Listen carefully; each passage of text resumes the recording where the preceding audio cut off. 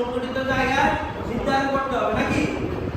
তারপরে আসি ক্রেতাদের সাথে ভালো সম্পর্ক করেন আপনারা কেউ যারা ব্যবসা করেন করেন আবুল ভাই ক্রেতাদের সাথে ভালো ব্যবহার করেন। আপনি তো ব্যবসা করেন নাকি হ্যাঁ নাকি কাস্টমার আসলে দৌড়াই দেন হ্যাঁ জানেন কাস্টমারের সাথে ভালো ব্যবহার করতেই হবে।